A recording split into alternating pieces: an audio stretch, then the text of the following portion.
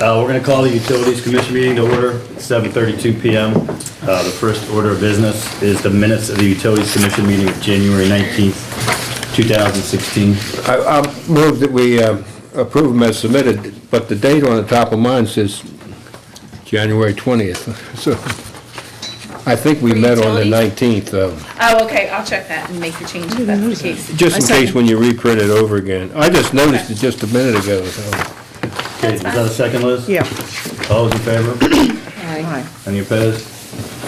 Let the record show that we unanimously passed the minutes. Operating funds on hand for the Utilities Commission. Total cash on hand is $941,902.90. Capital funds for water and sewer hookup is $495,400 for a total of $1,437,302.90. The next order of business for the Utilities Commission meeting is the payment of the bills. Move the bills be paid as submitted. Is there a second? Second. All those in favor? Aye. Any opposed? Let the record show you, we unanimously paid the bills, which leads us to the high point of every meeting, Bob Sutter. Thank you, Mayor, Council. Quite a few things since the last meeting. We've had several frozen water lines and frozen water meters. Winter is not over yet. Close the vents and the crawl spaces. If the lid on your meter is damaged, it needs to be fixed. A small hole in a water meter lid will cause the meter to freeze. When you're sleeping and not using water and that 12 degrees circulates in there, the meter will freeze real quick.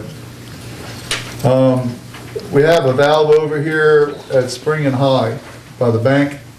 It is a lead joint valve. We have fixed it temporarily with a restraining coupling that we had to actually get a welder come in and weld something to the valve so that it would work. We kind of pulled a piece of rubber up against the lead gasket to get it to settle. It's not permanent. We're going to have to schedule that, and that'll mean a main shutdown on High Street for a few hours.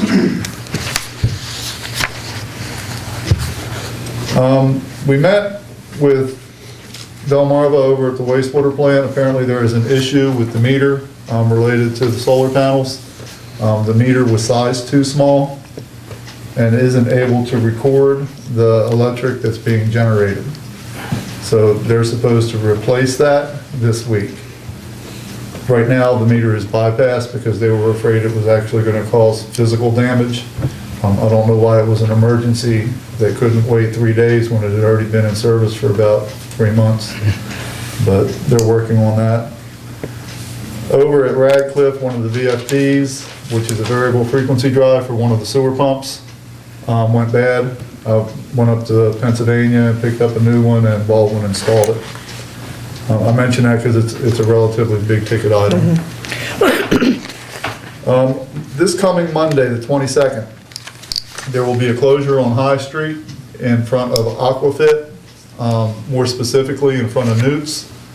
So if anyone is going to Aquafit, you still be able to access that from 291. That's about where the road will be closed, right after Aquafit, coming from 291. So Dixon Valve, approach that side from downtown. Everything will be fine. We'll minimize the amount of time that the road is closed, but since we got a trench of water line across there, there's not enough room to keep a lane open. Also, a sewer line that we were working on over on Queen to Water, which showed bad joints when we did a smoke test a few years ago. We knew the line was bad, but there was no big emergency to replace it until somebody bought the lot. We didn't want to go in there digging after somebody had built a new house, especially with the proximity of the line. It would have been like right up against the foundation. So we went over and we tried to do it, and we tried 2 times unsuccessfully. There was, in a 210-foot run, there was only 5 inches of fall. So when we tried the second time unsuccessfully and we couldn't do it, I had to call in a contractor. They did the line, but it did cost $19,000. That wasn't planned. If it was something I could have put out to bid, I would have. But it was It was something of an emergency to get it done, and we were unable to do it. And that is all I have. What day did you say that High Street closing was going to be? Monday, the 22nd, this Monday coming up. Didn't they have water before? So, Newts. they did, except it's 2 lots. The old Newts is on 1 lot, and that's where the water line is at. And the new building is on the other side of the 2nd lot. And the run that you would make with the 1-inch line, you wouldn't have enough service. So that line, we're gonna have to dig up and abandon the old ones, and they're paying all the costs. We're gonna dig up and abandon the old water line and the old sewer line. We already ran off a new sewer line. All we have left is the water line. And we held off on that because Dixon Valve has a lot of tractor trailers in and out, and I wanted to coordinate with them what day they would be least impacted by that, and I also called Gillespie to let them know. That would be the day that we would be doing it. Other questions for Bob? That was my question. Okay, is there a motion to adjourn?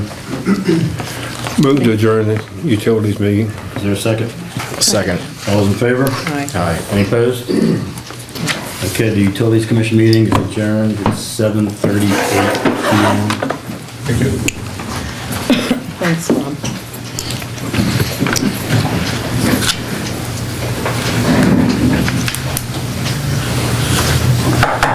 Okay, we're gonna open the regularly scheduled mayor and council meeting. Our first order of business is to approve the minutes of the mayor and council meeting of February 1st, 2016. I would move to approve the mayor and council meetings for February the 1st, 2016. A second. All those in favor? Aye. Any opposed?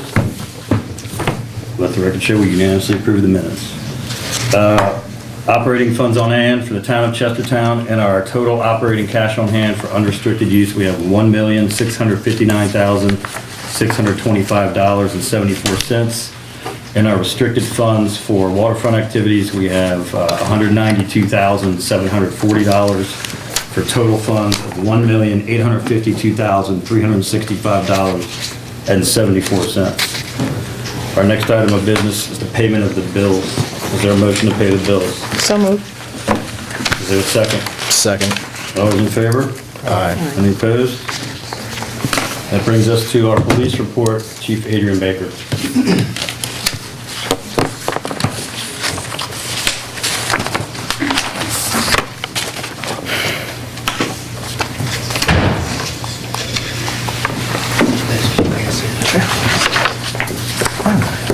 Three different things. Good evening, Mayor and Council. We'll pass around a couple items that you requested from the last meeting, and I'll discuss them in just a moment. I'd like to present the January 2016 statistics for the Chestertown Police Department, and they are as follows. Our administration hours were 31, and that was 2% of our time. Our criminal investigations were 33 at 3%. Our accident investigations were 12 at 1%. Vehicle patrol was 676 hours at 47%. Foot patrol was 95 hours at 7%. Training was 138 at 10%. Court was 11 at 1%. And I have a correction on your form. I think you have something like 90 hours for every time. It was actually 83, bringing it to 6% instead of 7. We made 7 adult arrests involving 18 separate charges. Those charges broken down were 4 for traffic, 3 for CDS, 2 each for attempted burglary, FTA, and MDOP, and 1 each for assault, disorderly conduct, disturbing the peace, failure to obey, and a child custody issue. We had 0 juvenile arrests. Our Part 1 offenses were 9. We cleared 2 by arrest. We had 14 Part 2 offenses, and we cleared 6 by arrest. We had 18 motor vehicle citations issued, we had 130 warnings issued, and we had 288 red speed violations. Our Ward 1 had 11% of the calls, Ward 2, 132. I'm sorry, we had 11 calls, which were 3% in Ward 1. We had 132 calls in Ward 2, which were 47%. 46 in Ward 3, which were 16%, and 68 in Ward 4, which were 24%. Our busiest time of the day was from 3 to 4 o'clock, and we had the most calls during the month of January on Friday. Papers that I just handed out prior to speaking are the overtime breakdown showing our shift coverage at 28%, court at 10, and extended investigations at 62.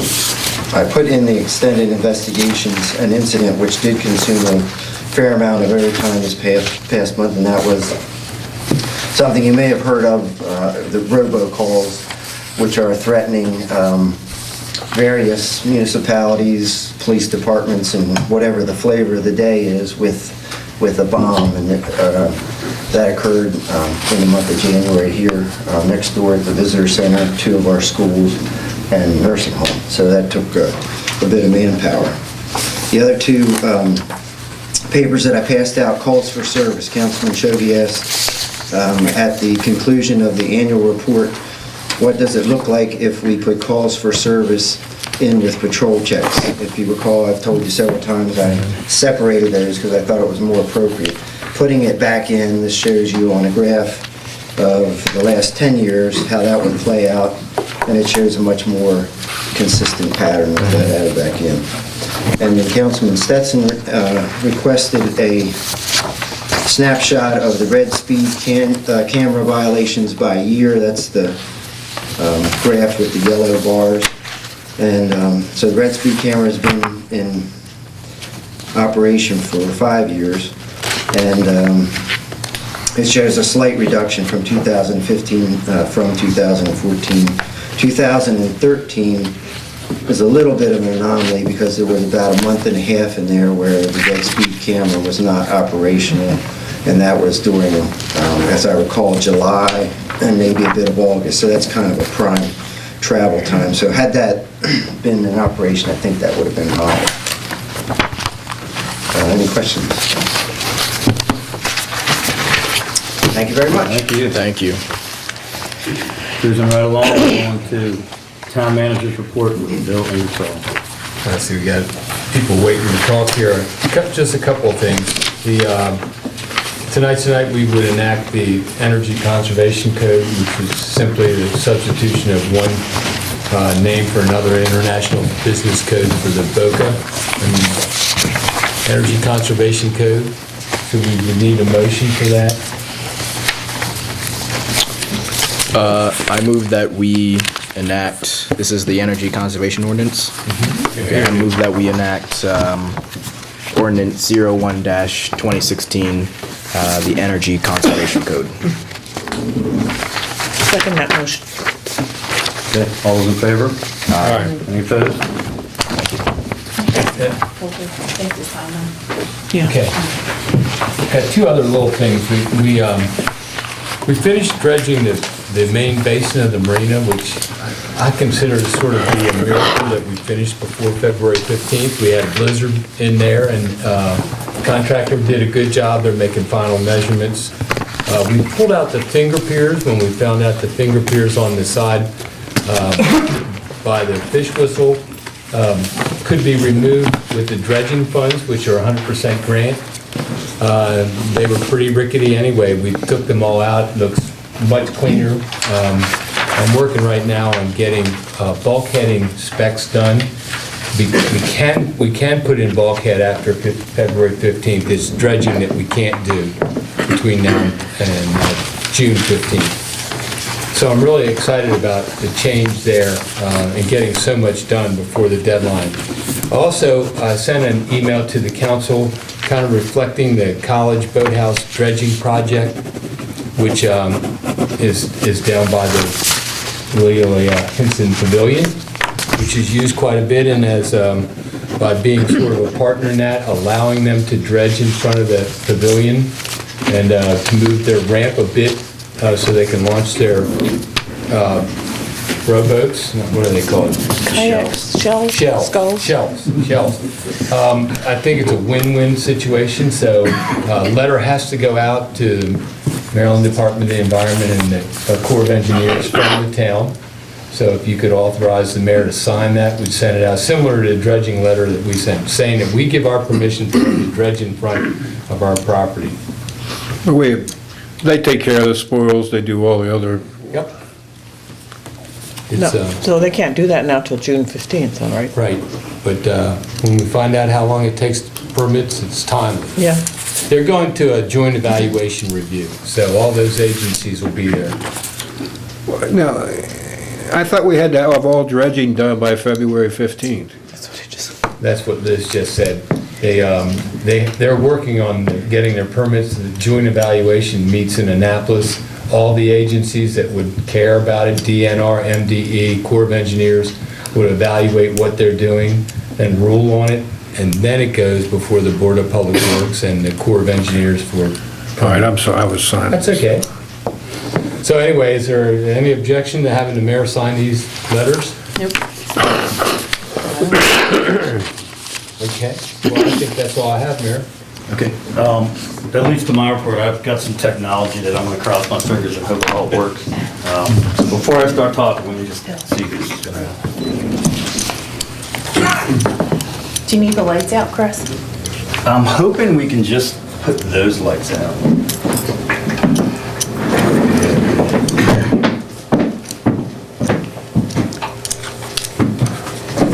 Remember, I fell asleep last time. Don't fall asleep. We haven't signed it.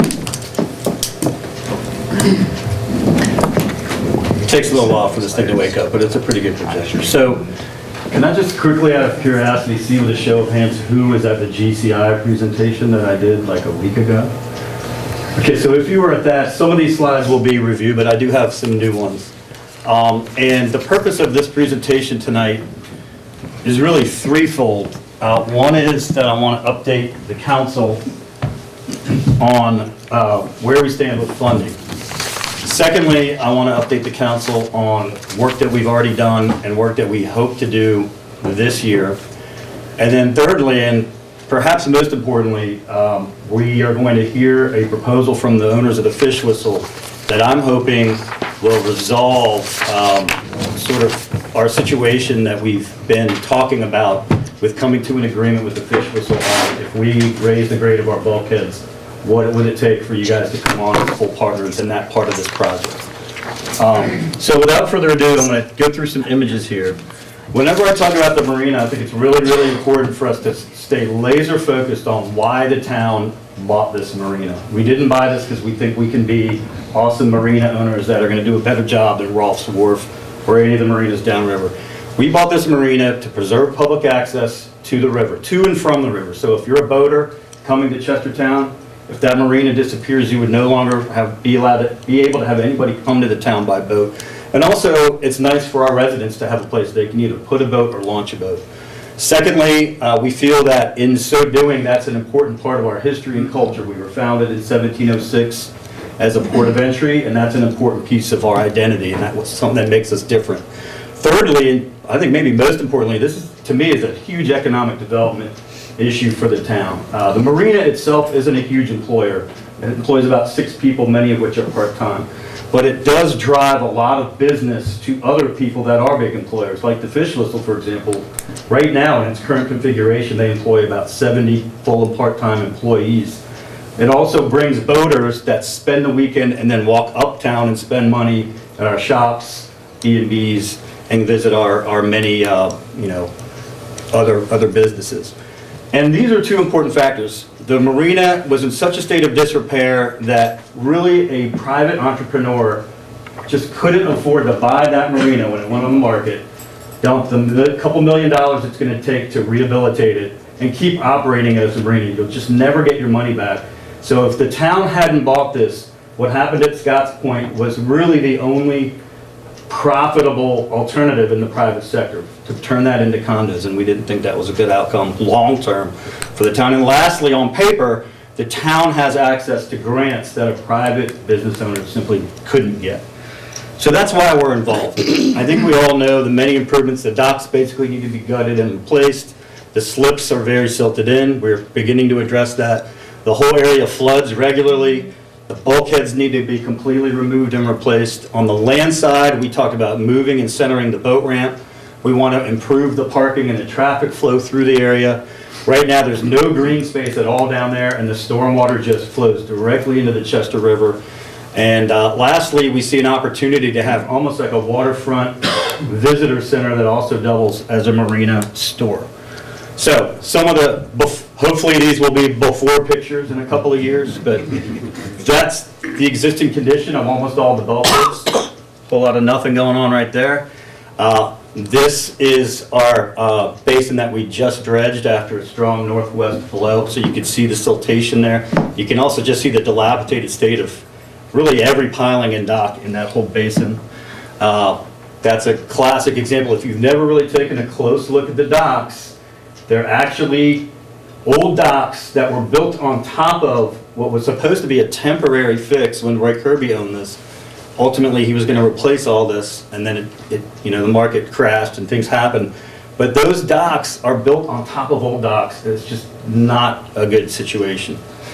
So that's some of the repairs. What have we done thus far? My first year when I took office, we hadn't made very many we hadn't made any design choices. We didn't have a plan, we didn't have any engineering work. So in 2014, I know many of you were at the two public charrettes that we had, one in May, to kind of talk about the issues. One in August to present McCrone's engineering plan. We did have a grant to hire McCrone to give us a legitimate drawing of what we wanted to do.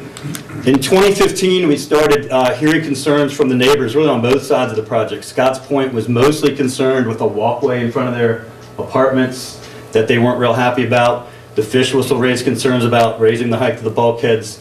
As a result of this, we had a public hearing with MDE in June of 2015. And really that put us back a little bit. It took us about 6 months after that hearing to get permits that we at the time thought we were pretty close to getting. So it was really only last month that we finally got the permits we need to do some of the work that we wanted to do. So we just wanted to explain that because there has been a lot of work going on behind the scenes, even though it's not super evident on the ground as of right now. So this is the plan. Just to summarize, if you look on the far right, that dock currently ends where those dotted lines are, where Sultana sits on the outside. We talked about turning that into one of the marina docks, extending the T-head and running slips downriver. We talked about taking what is currently 3 docks at the marina and turning them into 2 larger docks. It's important to note that all 3 of these docks extend about 70 feet further than the existing docks end, and the reason that's important is because the water drops off like a cliff where the current docks end. So that 70 feet puts all those new slips in 14 to 18 feet of water. If you do a lot of boating around the Eastern Shore, that's really, really rare. That makes us a unique destination if we pull that off. We hired Locust Grove Studios, a good buddy of mine, Joe Carlick, who does incredible work. That's what this marina might look like one day, assuming we pull all this off. All right, I'm going through this kind of quickly. So, funding. I'll start with the disappointing news. I know many of you helped in a letter writing campaign to get a line item from the governor's capital budget, and unfortunately, we learned very recently that that campaign was unsuccessful. I think there are several reasons for that. I think the biggest one is that we got a late start. We didn't submit our materials till early December. I think to get that particular funding stream, you got to be getting people's ears in June. I think also you just need to know somebody in the governor's office, which I'm not sure that we're really strong in that department. And frankly, it really helps to have a lobbyist and boots on the ground in Annapolis, which is also a really tough thing for the town to do, and me in particular, since I have a full-time job, I can't be in Annapolis knocking on doors. So that's a disappointing situation, obviously. But we do have some money in the kitty. Very recently, we had always heard from DNR, hey, when you finally get your permits, we have $500,000 for you guys to start the dredging, but they had never given us anything in writing. So finally, when we got the permits, we did get a letter from DNR backing up what they've been telling us all along. So we have $500,000 lined up for us, ready to go from the state of Maryland through Maryland DNR. And in fact, about half of that was already spent with the dredging that Bill just alluded to previously. We also have been applying every year to this thing called the Waterway Improvement Fund. Basically, when you buy a boat in Maryland, there's an excise tax that goes into a specific fund that's set aside specifically for projects like ours. Ours is a very ambitious one. Usually it's a boat ramp, and we're going for a whole marina. So since 2014, they've been giving us $200,000 grants. The challenge for us as a municipality is every one of those grants requires a one-to-one match. Luckily, for the 2014 grant that we got, we really haven't spent very much of the money we got through the armory purchase. So this year, we hope to expend almost $400,000 using the armory money as a match for the 2014 Waterway Improvement Fund grant. And we're hoping that that money will basically allow us to fix the bulkheads and the finger piers and maybe even build a new boat ramp in the basin where we just dredged. And that's work we want to get to as soon as possible. Bill is actually working on the specs right now. And lastly, we do have money for architectural work. We want to build that new Marina Interpretive Center where the Williams Marine Shed is. We have a grant from USDA and a matching grant from the Maryland Heritage Area Authority totaling about $55,000. And we're going to be putting out an RFP very soon for architectural work about what that interpretive center might look like. So we have about $950,000 in grants ready to go. And on top of that, we also have 2 Waterway Improvement Fund grants, one from 2015, and we did find out we got another one this fiscal year. So we have $400,000 in grants where we need to find a one-to-one match. Where are we going to find that one-to-one match? Any of you can tell me an easy answer to that? Speak up now. Anyway, we'll get to that in a minute. So with the money that we have, again, with that $500,000 grant, we spent about half of it dredging out the boat ramp basin. You may have seen these trucks barreling through town. I'm really surprised more people didn't call me directly to complain about that. So thank you guys very much. There's the dredging going on. The goal was to get that whole basin to a controlling depth of 6 feet, and we think we got really close. DNR came in to verify that, and I think our numbers are a little bit off, but if we're a little short, the good news is that after down rigging of this year, we could go back in there with this same company, who, by the way, did, we feel, a really good job, and we're very thorough. So that's cool.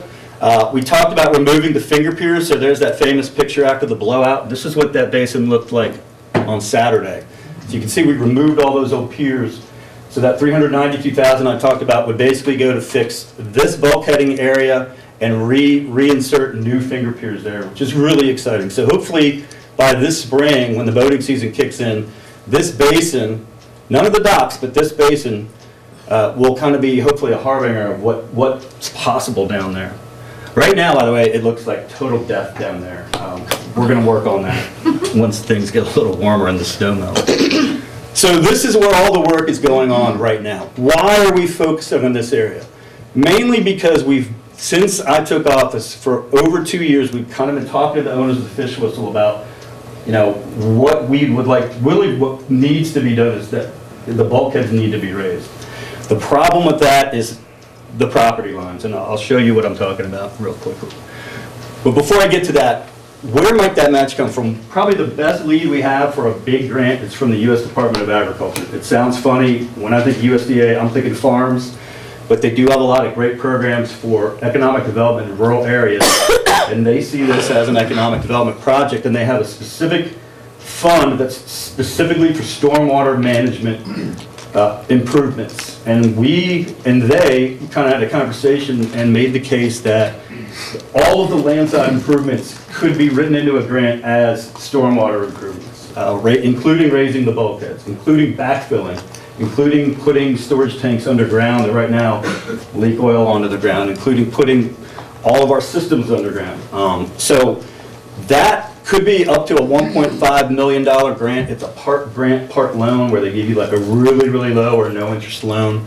And the interesting thing is that a federal grant can often be used to match a state grant. So if we can get one contractor to do the landside improvements and the bulkheading, a portion of that could be written off to the Waterway Improvement Fund grant, which could then be matched by federal funds. Other potential future funding sources, we had the Waterway Improvement Fund folks come walk the property and said, hey, can we come back to you again in 2016, 17? They're like, absolutely. We're like, could you ever give us more than 200 grand? They're like, there's no limit to what you can ask for. So I said, how about 3 million? And they said, that might be a little too high. So we will ask for at least 200,000, but it could be higher, and we'll probably have more talks with them when budgeting time comes around. Other grants that I know Case Des Moines is looking into have to do with the interpretive center that we want to build. There's a thing called the Maryland Heritage Area Authority. They give grants of up to $100,000. They really love the idea of that interpretive center, and they've given us the green light to apply. There's something called the Sustainable Communities Grant Program through the Department of Housing and Community Development. They give up to $150,000 for things like that. They really like the idea of the interpretive center. USDA can give small grants for construction. And we want to think long and hard. Do we really want to go back for a third round of the capital budget? And if we do, we should start in the spring. We should think about getting a lobbyist or really beating down the bushes to find someone that can get Hogan's ear directly, because I think this is a worthy project, but it's just a tough vein to get into. Lastly, we're not shovel-ready yet because we still need to come to an agreement with the fish whistle that works for both parties to deal with what I think is probably the biggest and most ambitious part of this, which is dealing with the flooding.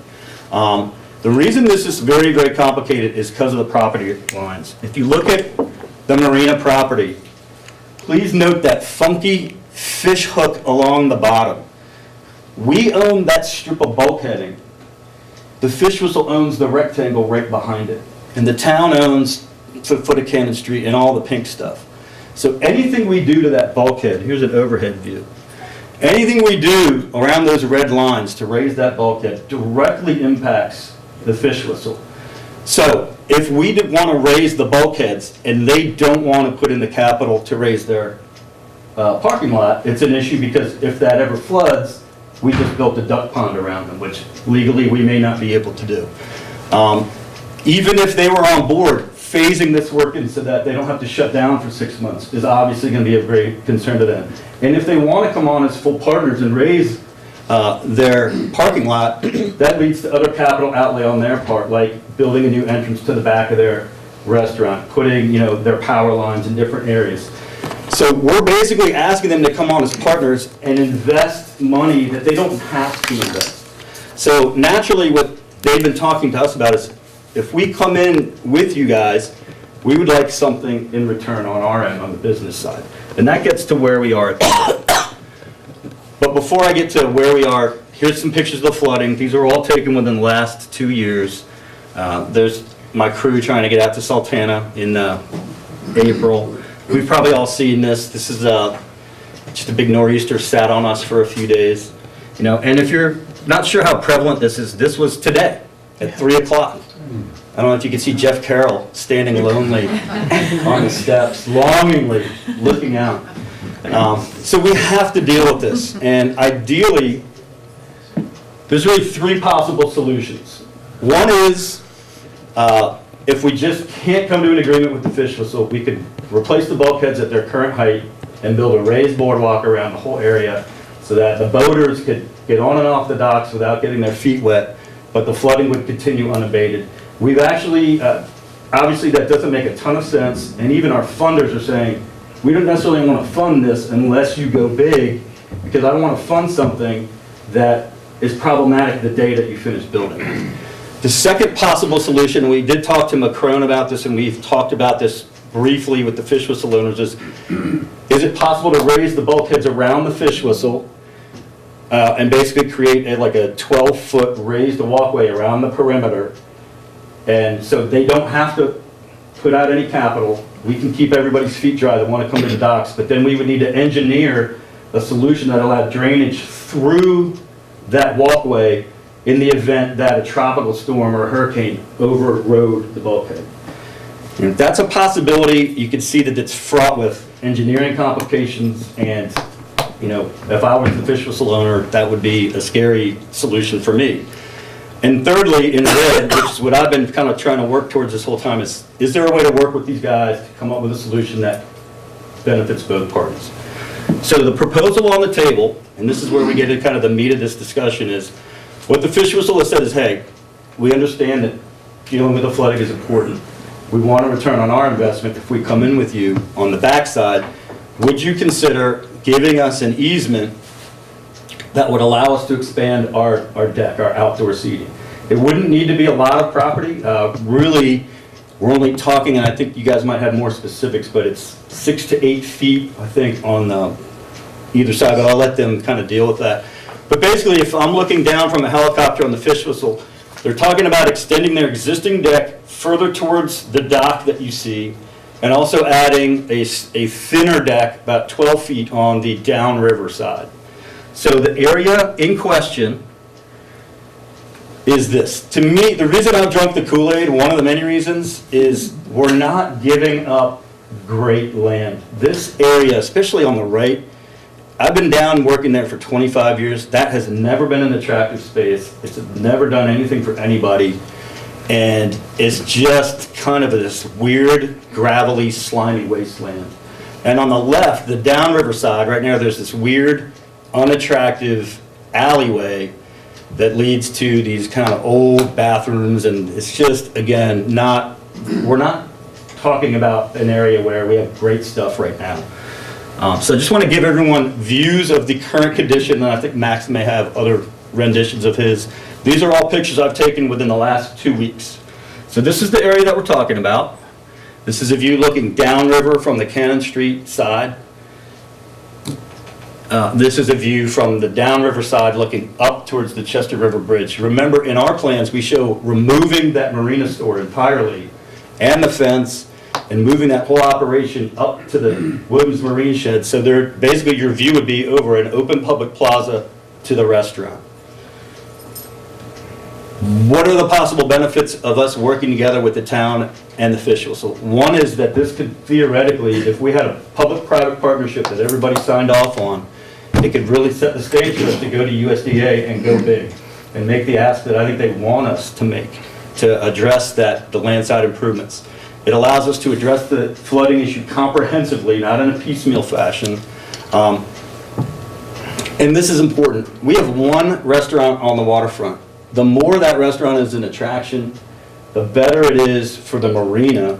And I would argue that the better it is for the town as a whole. Yes, it's a great thing for the fish whistle, but if more boaters are coming up because there's a bigger deck, ultimately those guys walk uptown and patronize other restaurants and other businesses.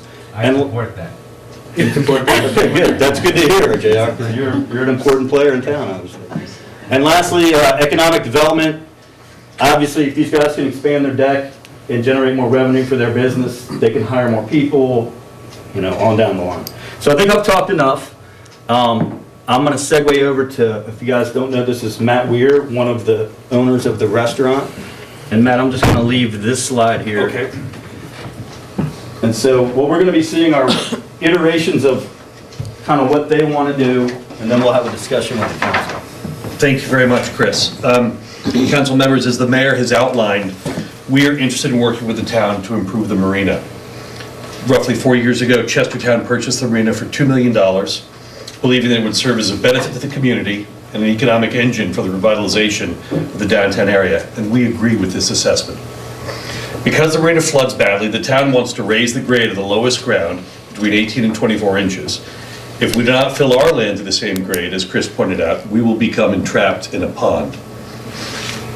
This would not only be an eyesore, but it would seriously interfere with the business that we conduct at the Fish Whistle.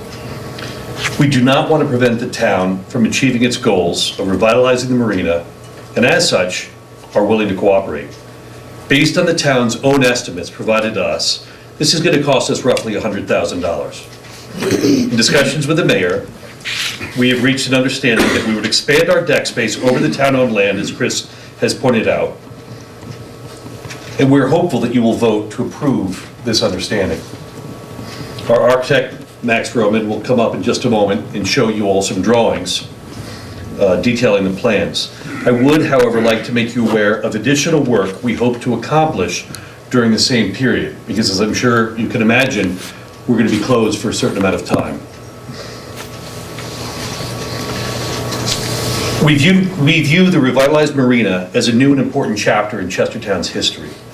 Chestertown deserves a premier waterfront restaurant to attract visitors, provide excellent food to residents, and create a destination that will act as a draw for people to come back and visit the marina, dock their boats, buy fuel, and take advantage of the new gateway to town. Our plans are to utilize part of the deck expansion for fine dining, an outdoor bar, and most significantly, a crab deck. I first came to Chestertown in 1986, and we used to drive to Rock Hall to get steamed crabs. How many times have you asked yourself, or been asked, where can I get steamed crabs in Chestertown? We hope to finally answer that question and stop the economic leakage that Chestertown is losing. We plan to make the deck space covered and be able to heat it so that we may get 3 long seasons of use. We hope to include perhaps a fireplace so people can gather comfortably.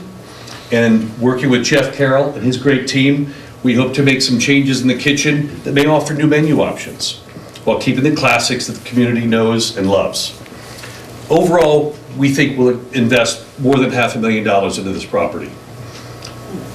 We hope to do so because Chestertown is deserving of it. Chestertown made a big bet on the marina. It's clear. We think it's time to join the town in that risk and to create a first-class dining option to drive the economic activity that will ensure the success of the marina and the broader Chestertown economy. Max is going to present some drawings. Jeff Carroll very kindly made time to be here tonight. There you are, Jeff. And I'm happy to have Jeff speak to these plans, the impact on his operations and his employment numbers as well. But let's start with Max, if we could. Thanks, Matt. Thank you. Give me a moment here, Council, I'm going to set up this easel for you. Because we do not have that. Got this other one next to it. Would this be easier for you to work with? This is fine. Okay. Oh, don't mean to put it up there? It's up to you. Aren't there slides for all these? There's two drawings that are Not for all. not have slides. Move Chris's chair and put it right there. You won't be able to see them if you go up and... Big decision here, guys. This is for you guys to see. Oh, okay. They can't see them.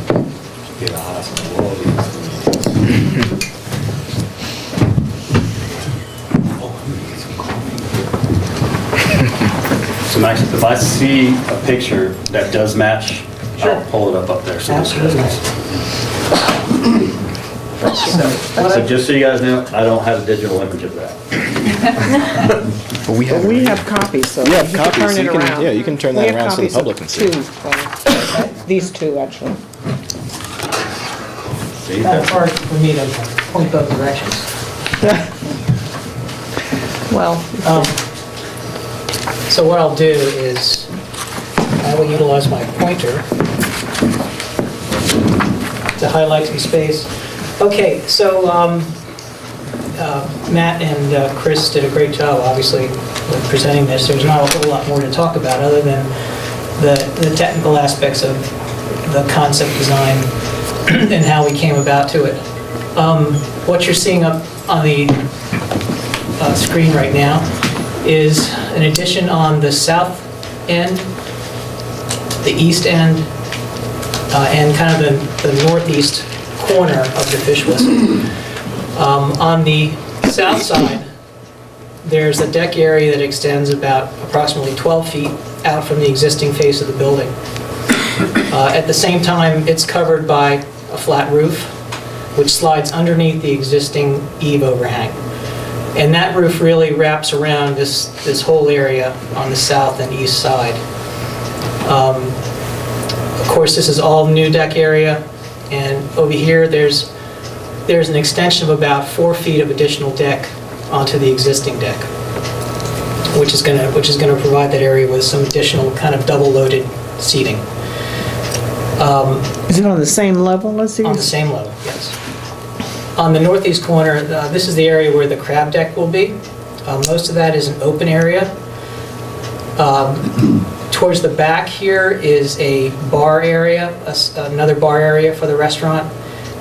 It is also covered, and then above, where I think there's several mechanical equipment pieces along that wall. Those will all be moved up to the roof and screened with a vertical screen, so you won't see any of that. Across the north side, there'll be the addition of some screen walls to protect the views to that loading area, which is occasionally not good to look at. On the site plan that you have, I've also noted that they'll be relocating the propane tank to the northwest corner of the property. It'll be a buried tank at that point. With the grade coming up around the building, the existing grease traps, they'll have tubes attached to them, so they'll be raised up. They won't be literally moved. And then, I guess from this point, I'd like to look at this section. I think you have this drawing, which is Yeah. a section through. Similar to that, for sure. I think there's one that's kind of a rendered, similar. So this is just a diagram. Keep in mind, this is still on the conceptual stage of what's being proposed by McCrone. And what you see here is the east deck extending 12 feet out from the building. This piece right here that's actually the retaining wall that McCrone has proposed to raise the grade around the fish whistle. And then you can see the surface, the darker surface here is the anticipated fill of the space between the water and the building. And this is the edge of the finger piers right now. Then this detail below is, again, this is the east deck and covered area.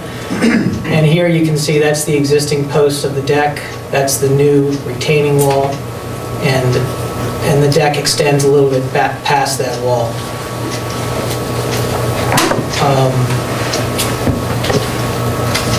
I think that's pretty much the, what I'll do now is, if you're not clear on it, I'll tell you what the dimensions of the property line overhangs are. If we, Chris, can we go back to that plan? That one? That's okay. At the very corner here, the new deck would extend about 9'6" over the property line. Down at this corner, we've got a 1'7" extension over the property line, right at that corner there. Then on the south side, this is kind of, the property line slopes across this. And down at this end, we've got an 8-foot overhang of the deck across the property line. And up at this end, it's approximately 9 feet 9 inches, right across this side. I think you might be aware that there's power meters, electrical panels that are sitting on a board on this side of the building.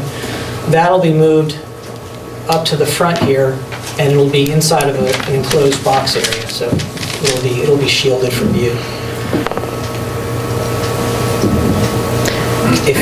And is there I assume there's a railing or some? Here? No, well, I was thinking especially of that south end. In other words, people can't just go right from the The deck only down to access- the plaza, the little park thing that we're talking about Right. there. There's an access point at this end of the deck, at the crab deck, which goes down to the grade. And then and that's really, there's an existing one at this end right now, so Right. that's really just moving Yeah. down there. And then there's a new stair entrance on the east side here, which is a generous stair about 8 feet wide. But those are the only two points of access. Any questions? You interested in knowing the Are square you feet? asking for a deed for this property or a use of that property? An easement. Easement. I think Matt needs to answer that question. Sure. Well, I almost would defer to Chris, but I believe that what we've discussed up to this point is an easement. That I don't think the town would be permitted to sell that land, nor do I think the town should sell that land. So I think it's more of an easement. But can you speak to that? I can. Having done this? I think the terms of the bond will not allow us to sell any of this property, but the easement, I think, are no problem. So, I mean, really the question for the council is, we're not being asked to approve the plan. This still has to go to the planning commission. We need to let them know if we're willing to play ball, because it does, it does involve us providing them with an easement to allow them to extend over our property line. As Max pointed out, it's not a ton of land, but it is waterfront. I would make the case that there's not a whole lot going on where they're talking about right now, and there really never has been.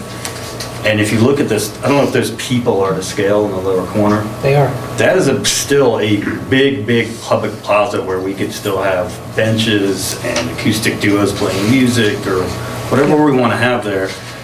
And we, in our discussions, we really encourage them to go mostly towards the river. And that does a couple of things. It covers up an area that's never been of much use to us.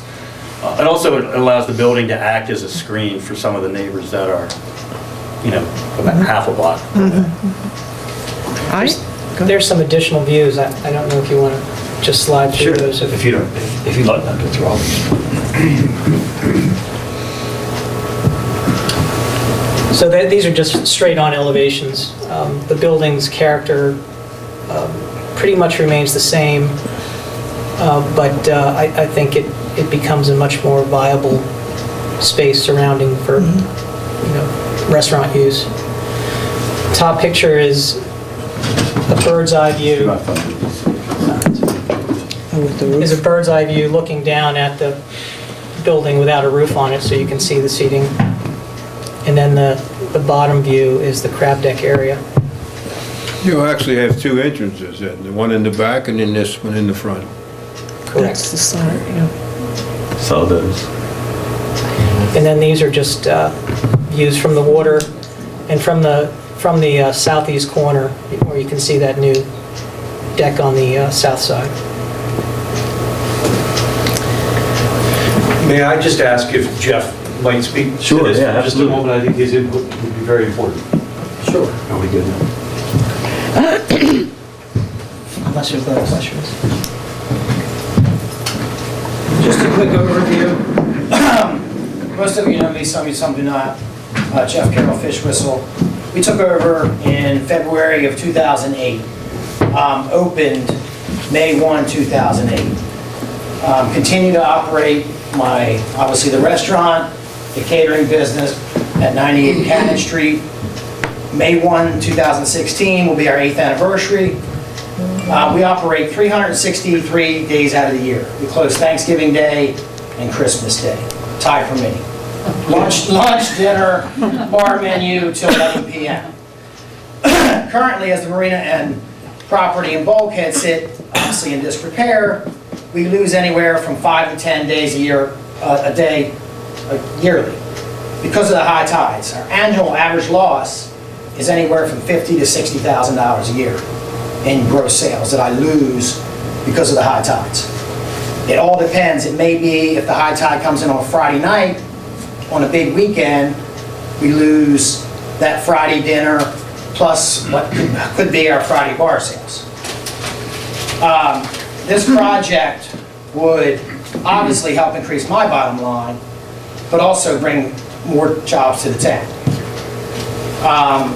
Like as Matt said, give Chestertown a first-class crab deck.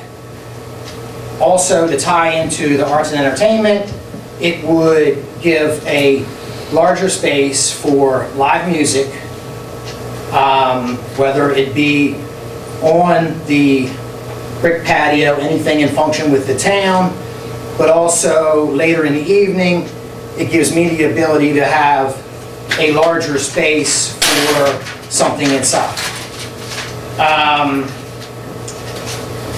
As said, a great waterfront destination, and I just want to point out that currently, even in the state that we have, I think personally I have a great relationship, but number one, with JR, the marina manager. Number two, I believe we have a great relationship with the Sultana crew and staff. Anytime they ever need anything, I think we're always there for them. And then Kelly McIntyre and Greg and Susan Kimmel, I would say we have a great business relationship with them. So I think this is not just going to enhance my business, it's not going to enhance, it's going to be something for everyone. So I guess the question for the council is, are we on board conceptually, again, we're not, this is, if we decide that we are on board conceptually, this is not a done deal. It needs to go to the planning commission, and they can vet all the details, which is really their job. So conceptually, we're giving the property owners the easement. That allows them to expand their deck slightly over onto our property. That's going to incentivize you to raise the grade of the Fish Whistle parking lot and to then make additional investments into the overall Fish Whistle property. That's correct. I don't see a problem with it myself. I think we're gonna, I think a motion we're would gonna be a come good out idea for the conceptual. eventually ahead. You may not be able to count the dollars daily, but I think over the whole period of a year, everybody in town will do better if they do better, so. I will personally like to speak on Jeff's behalf and Matt's behalf. It's the best thing for the town. It is. Yes. As a restaurant owner being closed for 3 days of this last blizzard, it impacted me. It impacted Jeff. In addition, Jeff suffers from the tides. I can't imagine being Jeff down there last year, Valentine's Day, you guys were flooded. You can't imagine as a restaurant owner. I have gone through this not having a place to call my own, and I finally do. Jeff and Matt need to have a place they can call their own that's not flooded every day. They need to be able to get up and go to work and have a wedding party or have a rehearsal dinner, or somebody makes a reservation. They can count on going to the Fish Whistle and having their reservation honored and having their event. It's not fair for people who drive to Chestertown or locals or anybody to plan an event and it's subject to the weather. You can't run a business like that. You cannot. And I think it's better for the town if the Marine works together with the restaurant, the Fish Whistle, Kelly, as we grow and do these things where, weddings and things like that. Now it's a wedding comes to Chestertown, and Jeff caters a wedding, Kelly does the rehearsal dinner, I do the brunch. We're all in this together, and it's got to stop being that it's Matt's getting this, the town's getting this, or JR is getting this. We're all in this together. So if you're going to have an arts and entertainment district, you're going to have Washington College do better, you're going to have Kent County do better, you're going to have Chestertown do better. We're all in this together. So it has to stop being me against them and JR against the Fish Whistle. I'm all for the Fish Whistle. I want it to do well. And Jeff, I have your support, Matt, your support, and I appreciate you asking. Yes. How many parking spots currently exist on the property of the Fish Whistle? If I might answer, there are 33 at present. There is an issue you raise, which is legitimate, which is subject to the zoning of the town with regard to parking spots. That is not a hurdle that gets cleared tonight. So, Well, I just wanted, I never asked that question, so I didn't know how many the property actually owned. Is there, I mean, To be technical, yeah, they own the first bay spaces that you see when you pull up in front. The other bays by contract are shared by the marina and the restaurant. Yeah. They're co-shared. The ones that are paid, the It's 30. like a grandfathered situation. yeah. Well, it's more than grandfather, it was written in stone when the property was purchased. But there, as you can see, overflow ends up in the marina, over by the wall of the neighbor. That's actually marina property, but you see overflow when they're not boats parked there. I think we have to acknowledge that part of this agreement is that when they have overflow, we're there. When we have overflow, they're there. but the increased size of the restaurant is going to bring more people, so I guess more parking would be Well, necessary. he's exactly right. He said the planning commission has to weigh that. When the ordinance was first written, it probably didn't conceive of deck space and how many parking spaces do you set aside for deck space outside. But I'm sure they'll review it and they'll go over what exists now versus what's anticipated. And also, with the added slips. That's really part of why the design is more open than before. Buildings are being removed and not being replaced, larger buildings. I think sensing a consensus of the council here, and I agree with it, that it seems to be like a win-win situation for all of us. I just would like some assurance that these plans are accurate and they're not likely to change. I mean, I like these dimensions, that the plans that go to the planning commission won't be substantially different in terms of the measurement of the easement that we're being asked to give. They're as accurate as the basis of the work from Macron. So they're pretty much, I use this as a base yeah. drawing. so they're pretty much What she's asking complete. is, you have two sets of plans, one for No, us, and one for the I just, planning? I just, they're pretty much complete as far as you're concerned, and this is what we'll be looking at. Absolutely, I have no intention of sneaking a foot on the southeast corner. I can Well, assure that's you the of area that. Jeff has just reminded me that I should also probably mention that assuming we're able to make this, when I spoke to other improvements that we want to make, we do have plans to revitalize the interior. What is the current bar would probably become a dining room. What is the current dining room would probably become the bar. So there are other things afoot on the inside of the building to improve the space as well. But to answer your question, absolutely, we have worked with Bill, Chris, and Case diligently. You can imagine that we started a bit larger, and they pushed us back. And we are very comfortable with the dimensions as they exist today. Good, I'll also great. say especially on the riverside, the built-in limitation is you hit the river. Yeah, of course. They can't sneak too much past us over there. So I'm feeling like, yeah, I think there's a general consensus that we're conceptually in favor of basically giving our blessing for the Fish Whistle owners to continue to pursue this at the planning commission level. So Linda, do you want to make a motion? 'Cause Sure. it seems like you're chomping at the bit. It's my word, and I think it's wonderful. And I just want to say that many, many years ago, when my kids were little, that little section on the riverside of the Fish Whistle, nobody knew about that little grassy strip on the 4th of July. And I would take my kids down there, and we would sit on the grass and watch the fireworks. And then, like each year, somebody would find out about it, and more people would come on that grass strip. Well, there isn't a blade of grass there now, because it's all those little stones, but anyway, it's We hope to provide you with a chair.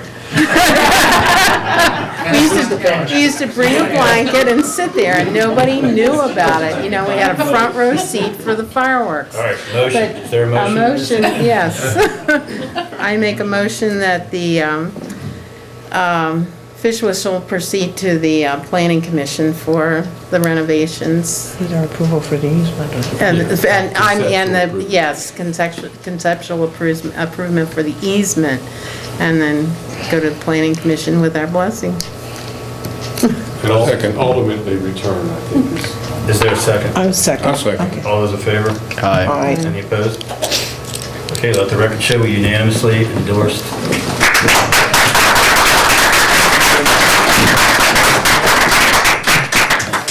I feel like I'm talking too much, but I have to go. But you talk about the USDA and all that. There's a lot of programs out there to give funding to Kent County that we're not tapping into. And I want to let you guys know there's money out there, and Jamie and Kay have been by my side to help identify opportunities. And there's a lot more money out there, and you have to look at the big picture. You can't just look at yourself. So if you look at that, there's lots of money out there to help Chestertown grow in many different ways. And we need to work together. Night, JR. I just love it. It's so fun.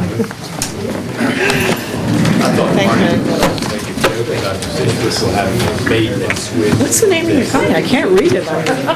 It's very small, M3 architecture. M3? These lights off. These things are bright. Your eyes are all red. It's just lost in the copying. Yeah, it's not good contrast. All right. It's a lot better than the days when I took my mother to the Old Wharf and asked for the wine list, and the waitress said, we have red wine and we have white wine. I mean, the meeting's just about over now. It's just board reports and that's it. Mother, It's the only place I've ever eaten. Thank you for inviting me. When, Going in? Oh, yeah. So, did they say when they would start construction? According to the We're not times. even there yet. The first year he didn't. Every year after that. I was over the bridge over to Well, good work. Byford Court at Negotiating about behind the 3 o'clock scenes. this afternoon. It went underwater, basically. Yeah.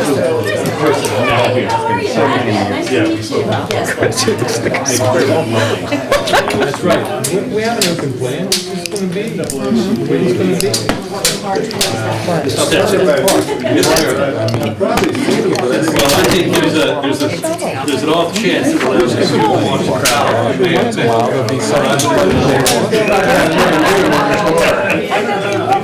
Thank you, sir. Key lime. Thanks, Max. What do you say? Yeah, who is this key lime taxi? They're out of Cecil County. I saw them somewhere else. I saw one like in. I've seen them all. All right, we've got a meeting to finish. They're all over. Are they profitable? The second item on the mayor's report, and the second and final item is appointing Ted Gallo to the HDC. We talked about this at our last meeting. We agreed to give everyone a couple weeks to resume and cover letter.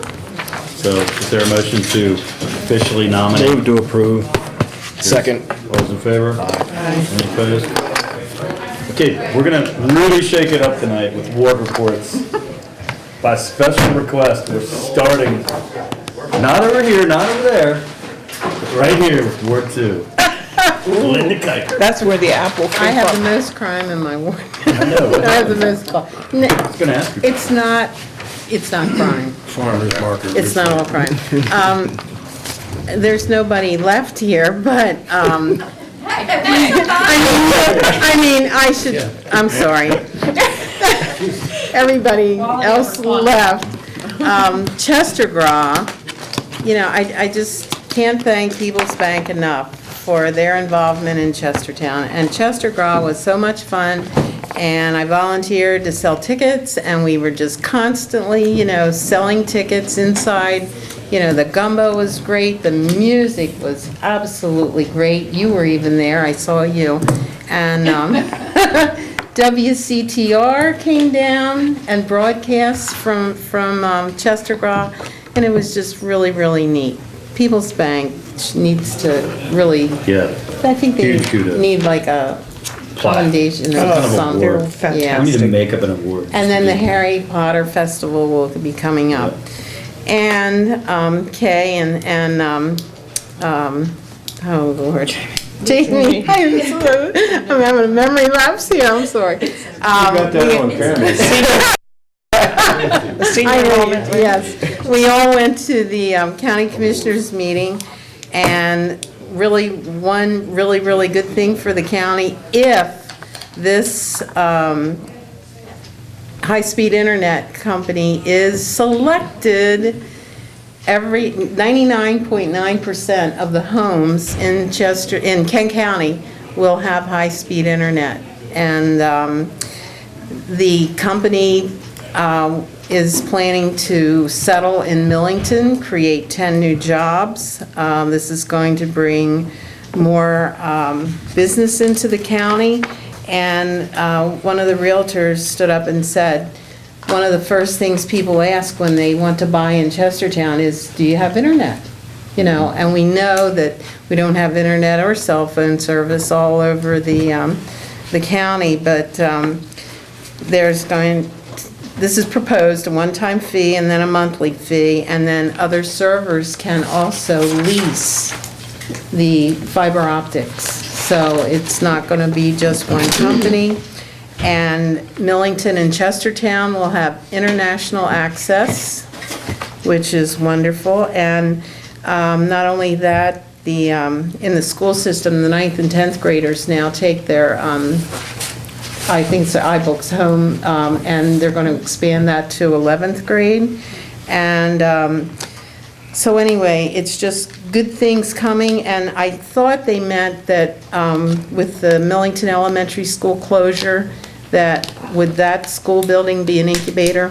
It's a A possibility. possibility down the road. Possibility. Yeah.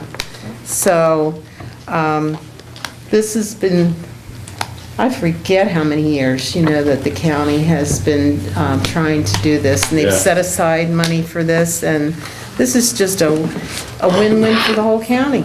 It's I just, agree. you know, like an explosion to be completed by the end of 2017. That's awesome. Oh, and there's a public meeting Thursday morning at 10 a.m., I'm sorry, It's a public meeting.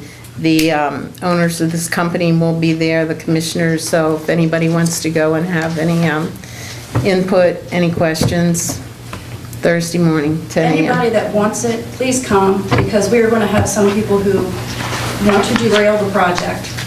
So if anybody supports having 1G to the home in Kent County, please come to the meeting to support this. All right. That's my report. Okay, let's really shake it up and get a sandwich. I'm not ready. I'm used to being the third person here. Let's see. All is well in the 3rd Ward. I do want to get a timetable on the sidewalk task force report. I know I had mentioned that I wanted some of the language changed around a little bit, so just wanted to see how that was coming along, and then when we would formally adopt that sidewalk task force report. We sent them a letter back with the flatland emphasis, and they sent us a letter back. I'll give it to you, it's in my box. Okay. I think that'll be of interest to you. Good. So yeah, that's been on my mind. Other than that, I also attended the meeting tonight. I don't quite think that people understand just how big this whole internet thing is. I mean, most people would never come close to hitting the speeds that they're potentially offering. Wouldn't even come close to it. But I know there are a lot of business owners out in the county who are working with terribly, terribly slow internet, and that's really constraining their business. So it was really exciting to go from that meeting to this meeting where we were talking about the marina, and especially both of these coming after the school closure and the consolidation conversation. I think this is definitely something that the entire county needs to kind of get our spirits and get our morale back up. So I will definitely be at the Thursday meeting for sure. All right. Marty? Me?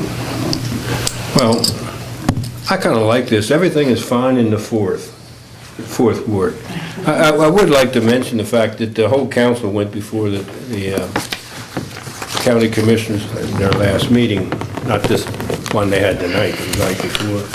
And we had talked about it before, getting a full share of our hotel tax, and I think we have a shot at it. When you think about treating everybody the same, Rock Hall's been getting the full amount for the last 12 or 14 years, and I think that if they look at it realistically, they should treat us the same as they do the other towns. So at the meeting, they just got a $400,000 check from their insurance policy. Well, it's a shame that Marty left, because he If would you saw my explain last to you. email, they talked about having $1.4 million surplus. It looked like they could squeeze out a little bit for us. Just a little bit. We don't have a surplus. But that's okay. It was a $1.4 million over what they expected. Yeah. And finally, everybody knows how frugal I am, so it's hard for me to come by separating me from my money, but the hospital group is asking for donations in order to move forward to try and save our hospital. And as frugal as I am, I'm going to make sure I donate, and so if I donate, you big heavy pocket people up here and out there ought to be willing to do that. So it's on the internet. I know it would be nice if everybody would kick in a little bit of something, because that hospital is going to mean so much to us, and it does take money to get the people moving in the right direction. I think they're probably looking to do some lobbying and so forth. Can we pay online? Do you know, Kay? Yeah, there's a website. You go to ChesapeakeCharities.org and then search for Save Our Hospital. Yeah. And that is the fund that they're receiving donations. The Guardian has something out on it too. They have a whole big blurb on Guardian's it. covering it. All the Spies covering. Everybody's covering it. I was going to say something. I don't know whether the Spy does or not. Does Spy have anything you want to get today? Yeah. They did say if they raise more than they need, then it'll go to the hospital directly here not to University Yeah, of there is, Maryland. if I may to catch all up, there is, we have contracted with Sage Policy Group, which is the Audubon Vasu group in Baltimore, to do an economic impact study of sort of the best they can do of all the iterations that might come out of the hospital's decisions, just so that we'll have some firm numbers and can back up our arguments a little bit better. And then we are going to hire some buses, maybe one bus, maybe two, depending on interest, to take interested people to Annapolis on Wednesday, the 24th, for the 1 o'clock set of hearings. It's going to be a long afternoon. The mayor has warned us that there are going to be a lot of bills, and it's going to be a packed room, and we don't know exactly what we're going to get to hear, but there'll be some testimony from Kent County and Chestertown about our arguments about keeping beds and restoring some services. So it's important. You know somebody who can spend the day in Annapolis with us. Well, the marina's important, but so's that hospital, so we gotta get behind that All too. linked together. All right, thanks, Marty. Liz? Well, just picking up on that, Kay, I am going to go on the bus. I'll reserve you a seat. Well, I've already signed one of the lists, but for individual citizens, I would just like to commend the group that's leading this charge, led by the doctors and, concerned individuals. And there are several things individuals can do. And one is to fill in one of these pre-stamped and pre-addressed postcards to the governor, return it to a member of the group, because I know they want to send them all together to make more of an impact. Expressing concern about the future of the hospital. There is the petition. I believe that we have both the postcards and the petition on the desk here in Town Hall. So anybody who sees this can just come in here to get that material. And then there's also a sign-up list for the bus that Kay mentioned. So there are several things that individuals can do. It's going to be important to have a good turnout for that hearing in Annapolis on Wednesday to show the public support for our local hospital. As to Ward 1, I took one of my periodic tours through the whole ward this afternoon, and I had a little notebook beside me to be filling in, pothole on nearly every block, and I didn't find one that was worth mentioning on any street in the first ward, which I think is terrific. Come over to 4, I'll show you a few of them. So things are in good shape in the first ward. It's a footnote. And finally, I just want to mention, on Saturday, I attended the African American History Month luncheon that is sponsored by Jane's Church. It was held at Christ United Methodist Church Hall. And our own Sam Shogi gave the keynote speech, and he was really good. I think it was inspiring for everyone in the room, no matter what their race and background was. And I just wanted to publicly congratulate you for that, Sam. Thank you. It was awesome. Thank you. Glad you liked it. I know one thing I forgot. Lanny Schlenke got the Kenny Award this year. Sinkley. What did I say? I don't know what you said, but it was Laney Cycling. And there was close to, well, you were there. Yeah. But it was close to 2 hours of nonstop music. It was absolutely phenomenal. And it was packed. That guy, one of the first guys on acoustic guitar, I think he was the mayor. He was awesome. He was impressive. He sang some song about a river or something. Yeah. All right, thanks, Liz. There were no requests from the public to be on the agenda. Are there any questions or comments from the audience? Yes, it is. Okay, is there a motion to adjourn? So moved. So moved. Second? I've had Second. Or whoever, I don't care. Any opposed? Okay. We're out.